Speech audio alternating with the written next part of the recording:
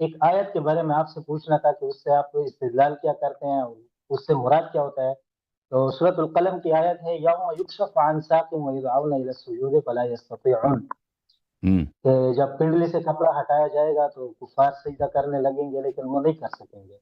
جی تو یہاں سے حضرت ایک تو اللہ جل شانہ کی ذات کے بارے میں قرآن شریف میں آتا ہے لیس کمثلہ شیء، اس کا کوئی مثل ہے ہی نہیں۔ جی دوسرا حضرت جو کہتے ہیں، جس طرح ایک ڈیبیٹ میں آپ کا سنا تھا، تو ہمارے علماء زیادہ تر یہ کہتے ہیں کہ اللہ کے جس طرح شان ہے اس طرح اس کے ہاتھ ہے، اس طرح اس کے جسم اس طرح کہتا ہے۔ ہوں لیکن دوسری جو آیت ہے حضرت، وہ تو اس بات پہ دلالت کرتی ہے کہ قیامت کے دن جب پنڈلی سے کپڑا ہٹایا جائے گا تو لوگ سجدے میں گریں گے، تو اس سے حضرت کیا ربط ہے اس بات کا؟ اور قیامت کے دن اللہ جل شانہ نظر آئے گا یا کیا صورتحال ہوگی؟ اس پہ حضرت آپ ذرا تھوڑی روشنی ڈال دیں گے تو مہربانی ہوگی۔ تو دیکھیں، ہمارے اہل بیت طاہرین علیہم الصلاۃ والسلام نے اپنی روایات احادیث میں بہت واضح طور پہ بتا دیا ہے کہ اللہ تعالیٰ جسم نہیں ہے، اور اللہ تعالیٰ کا ہاتھ نہیں ہے، پیر نہیں ہے، چہرہ نہیں ہے، جسم نہیں ہے۔ یہ جو بھی شے اس کا جسم ہے وہ محدود ہے، اور وہ محتاج ہوتا ہے، اس کی ابتدا ہوتی ہے، اس کی انتہا ہوتی ہے، اور وہ متغیر ہوتا ہے، اور ہر متغیر حادث ہوتا ہے، ہر متغیر کا آغاز ہوتا ہے، انجام ہوتا ہے۔ جو بھی چیز یہ بالکل اسی طرح ثابت ہے جیسے ثابت ہے کہ ہم سورج سے روشنی آتی ہے۔ اتنا واضح ہے یہ مسئلہ کہ ہر چیز جو متغیر ہو وہ حادث ہوتا ہے، اس کا ابتدا ہوتا ہے، وہ مخلوق ہوتا ہے، اور جو بھی چیز اس کے ہاتھ پیر ہوں وہ متغیر ہوتا ہے، اور وہ ہزاروں چیزوں کا محتاج ہوتا ہے، جگہ کا محتاج ہوتا ہے، اپنے اجزاء کا محتاج ہوتا ہے، اور وہ محدود ہوتا ہے۔ تو اللہ تعالیٰ ہو ہی نہیں سکتا کہ جسم ہو۔ اللہ تعالیٰ اجسام کا خالق ہے، سب اجسام کا خالق ہے، اور اس کا کوئی جسم نہیں ہے۔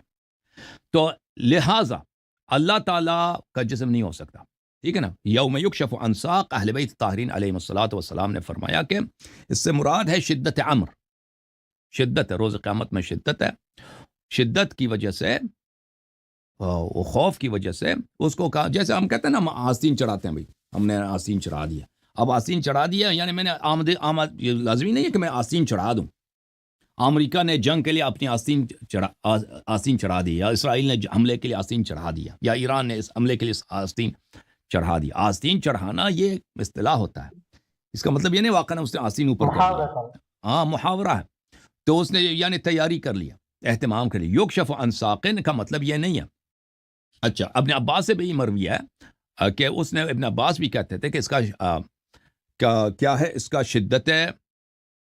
شدت امر سے مراد ہے، اور لوگ شدت امر جب دیکھتے ہیں تو وہ سجدہ کرتے ہیں، روز قیامت مومنین سجدہ کرتے ہیں۔ لیکن آپ کے کتابوں میں اور بہت سارے، البتہ یہ بالخصوص اہل حدیث اس پہ اعتقاد رکھتے ہیں کہ اللہ تعالیٰ کا واقعاً پیر ہے، وہ واقعاً اپنے پنڈلی سے وہ جو ہے پنڈلی کو دکھا لیتا ہے لوگوں کو، پنڈلی دیکھ کے لوگ سجدے میں گر جاتے ہیں۔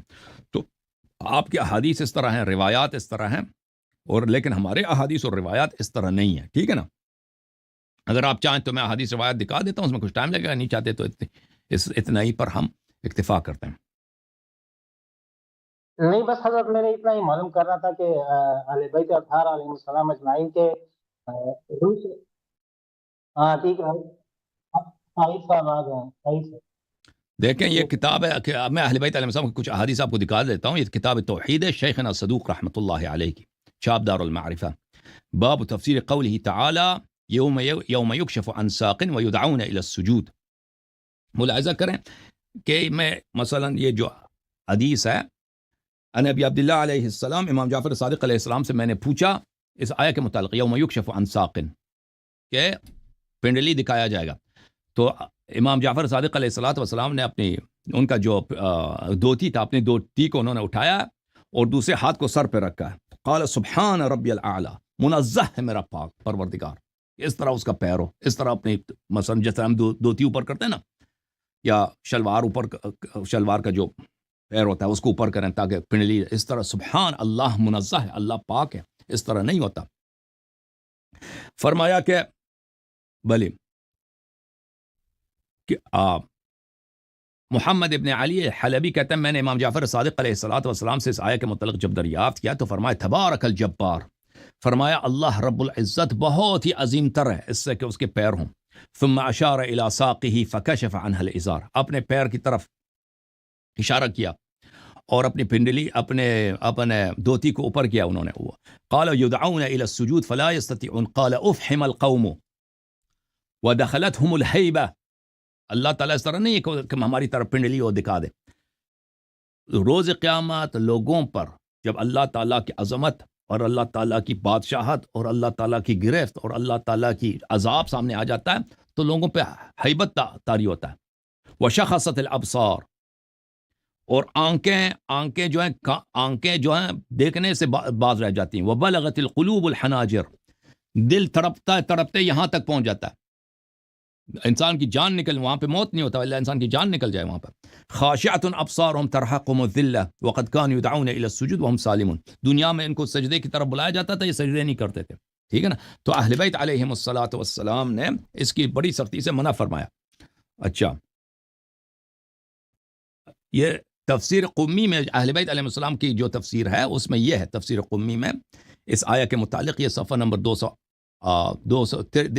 383 کے آخر میں شروع ہوتا ہے.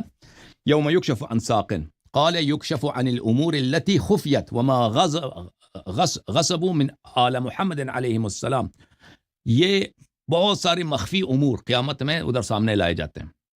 جب سامنے لائے جاتے ہیں اور اہل بیت علیہ السلام کے جو حقوق ضائع کیے گئے تھے اس کا جو عذاب سامنے آتا ہے. وَيُدْعَوْنَ إِلَى السُّجُودِ، اور کہا جاتا ہے کہ سجدہ کریں. قال يكشف لأمير المؤمنين عليه السلام فتصير أعناق مثل سياسي البقر يعني قرونه. امیر المؤمنین علیہ الصلوۃ والسلام کی عظمت دکھایا جاتا ہے روز قیامت. تو جنہوں نے ان کا حق غضب کیا تھا دنیا میں تو ایسا ہوتا ہے کہ ان کی گردنیں اس طرح ہو جاتی ہیں جیسے گائے کا شاخ ہوتا ہے، سینگ ہوتے ہیں گائے کے، اس طرح ہو جاتے ہیں. فلا یستطیعون، سجدہ نہیں کر سکتے. پھر وہ سجدہ کرنا چاہتے ہیں سجدہ نہیں کرتے تھے، سجدہ نہیں کر سکتے. وہی عقوبۃ لهم لانهم لم يطيعوا الله في الدنيا في امره وهو قوله تعالى وقد يدعون الى السجود وهم سالمون قال الى ولايته فهم لا يستطيعون. یہ سجدہ نہیں کر سکیں گے کیونکہ دنیا میں ان کو سجدے کی طرف بلایا جاتا تھا. یعنی حقیقت میں اس کی مراد سجدے سے مراد یہاں پہ ولایت علی علیہ السلام ہے. دنیا میں ان کو جب ولایت علی علیہ السلام کی طرف بلایا جاتا تھا یہ انکار کرتے تھے. تو اس دن روز قیامت پر یہ سجدہ نہیں کر سکیں گے.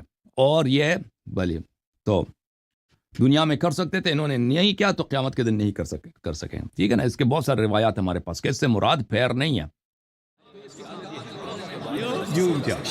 جوم جاؤ، پرواز کرو، کیوں فخر سے سر اٹھا، کیونکہ اللہ تعالیٰ نے تمہیں انتخاب کیا. صراط حق پر صرف تم ہو، صراط ایمان پر صرف کیا، کیونکہ اللہ تعالیٰ نے تمہیں انتخاب کیا. صراط حق پر صرف تم ہو، صراط ایمان پر صرف